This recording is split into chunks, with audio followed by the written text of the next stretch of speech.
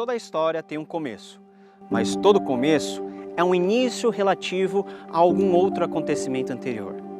Cada um tem uma narrativa a contar e cada narrativa começa exatamente no ponto de interesse do seu narrador.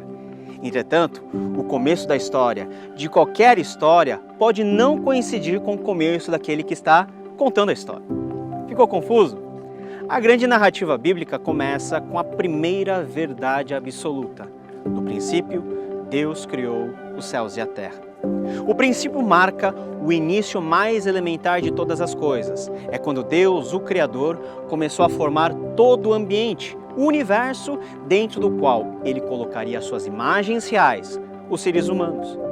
Mas você já parou para pensar que ao mesmo tempo que Gênesis, o primeiro livro da Bíblia, nos conta sobre o começo de todas as coisas, Gênesis, o mesmo livro, se cala elegantemente sobre a origem do próprio Criador?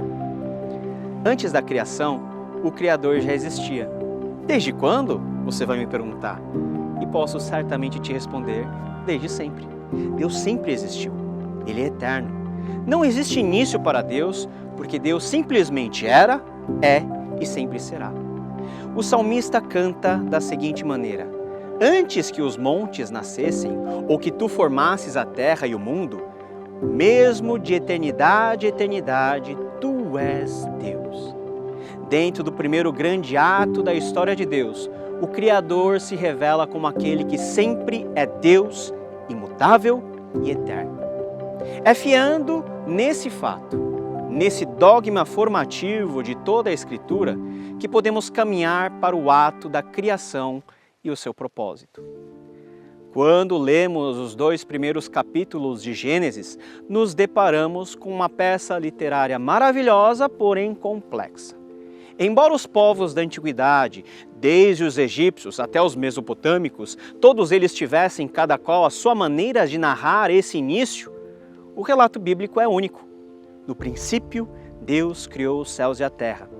Era a terra sem forma e vazia, trevas cobriam a face do abismo e o Espírito de Deus se movia sobre a face das águas. Numa primeira leitura, é estranho notarmos que os atos da criação de Deus começam em um ambiente aparentemente caótico. A terra era sem forma e vazia, não havia luz e apenas o Espírito de Deus pairava sobre as águas. Ao mesmo tempo que o texto de Gênesis é claro na sequência da criação, é misterioso, pois nesse ponto não nos explica o que aconteceu para que houvesse um estado de caos. Os povos antigos criam que era nesse caos que não somente o universo, mas também os próprios deuses vinham à existência.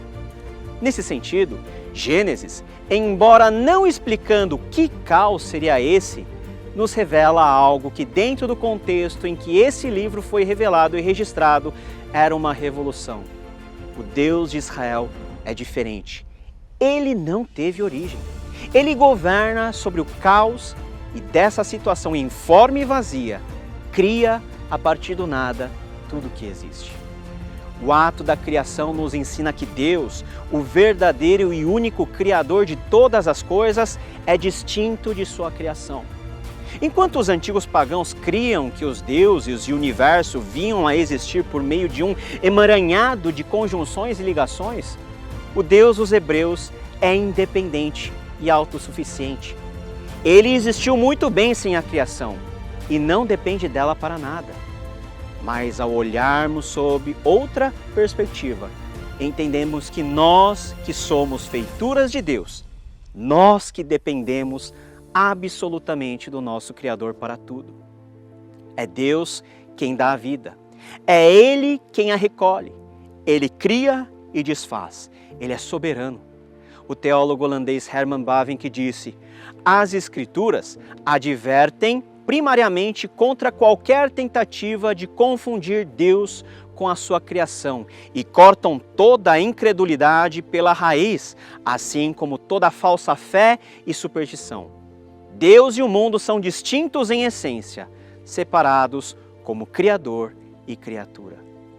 O relacionamento entre Deus, o Criador, e a criação é o início da história como nós a conhecemos. esse Criador, ao fazer tudo o que fez de forma absolutamente criativa e nova, tinha um propósito muito claro. A Confissão de Fé de Westminster organiza vários textos das Escrituras e faz a seguinte declaração: ao princípio, aprove a Deus o Pai, o Filho e o Espírito Santo, para a manifestação da glória do seu eterno poder, sabedoria e bondade, criar ou fazer do nada, no espaço de 6 dias, e tudo muito bom, o mundo e tudo que nele há, visíveis ou invisíveis. De forma resumida, Deus fez tudo para a exaltação da sua própria glória. É aqui que devemos parar por um instante e refletir em uma coisa. A grande história bíblica não é uma sequência de fatos desordenados que Deus tentou organizar enviando a toque de caixa seu Filho Jesus para ver se as coisas tomavam um jeito. Não. A história começa e termina na glória de Deus. Em outras palavras, o fim da história de Deus é a sua própria glorificação, a glorificação do seu nome em função de tudo o que foi criado. Aliás, o próprio relato da criação em Gênesis 1 e 2 tem como foco o Deus Criador. Nós, suas criaturas, fomos feitos com uma missão que cumpre o propósito de glorificar esse Criador. Fomos feitos do pó da terra, à imagem e semelhança de Deus, para ser na terra sacerdotes que elevam a Deus a adoração de toda a criação nesse mundo, que foi justamente criado para ser o templo onde esse encontro acontece. O Éden é o epicentro, o santo dos santos, a partir de onde o ser humano, multiplicando e frutificando sobre a terra, levaria o conhecimento da glória de Deus a todas as partes desse mundo. Fomos feitos para sermos vice-reis, bons mordomos de toda a criação, para que ela, mais e mais, reflita a grandeza do Criador.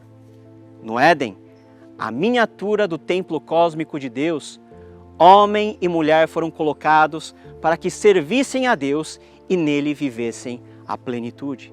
Fomos feitos para, diante de Deus, de forma representativa, sermos bênçãos e abençoarmos e vivermos a verdadeira felicidade que apenas podemos ter nele. A glória de Deus na criação e por meio dela nos revela outro fato que deve alegrar o nosso coração. Tudo tem um propósito definido e determinado por Deus.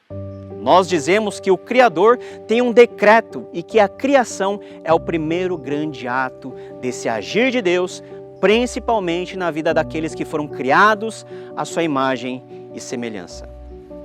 Como podemos crer que foi de fato Deus que fez todas as coisas? O autor de Hebreus nos responde da seguinte maneira: pela fé, entendemos que o universo foi formado pela palavra de Deus, de modo que aquilo que se vê não foi feito do que é visível. Tenho que dizer a você que acreditar que Deus criou todas as coisas não é resultado de uma conclusão lógica ou racional. É questão de fé. Essa mesma fé que nos é dada como dom de Deus.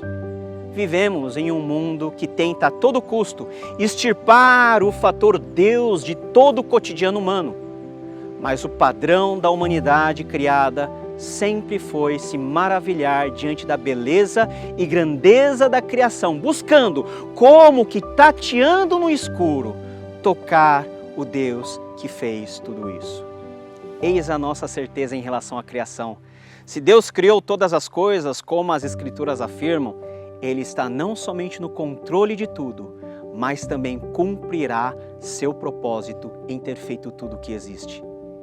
Isso faz o nosso coração descansar. Se cremos que esse Deus que fez todas as coisas é bom e perfeito, a criação também chegará ao ponto de refletir seus santos atributos e Deus vai fazer isso. E isso nos dá a segurança de que Deus não lançou fora a sua criação, não vai desistir dela. Nós fazemos parte desse mundo que Deus criou e assim sendo, também faremos parte do glorioso propósito do Senhor. Isso nos faz lutar nesse mundo e viver de forma a engrandecer e glorificar nosso Criador. Como podemos fazer parte da história da criação? Quando reconhecemos que somos feituras de Deus para o propósito de glorificarmos o seu santo nome. Ao mesmo tempo, quando entendemos que somos suas imagens aqui nesse mundo, de forma a proclamar e viver o amor divino dentro de todas as esferas de relacionamento. Quando, enfim, nós entendemos que Criador, o nosso Criador, nos fez para cumprir o propósito da sua glória.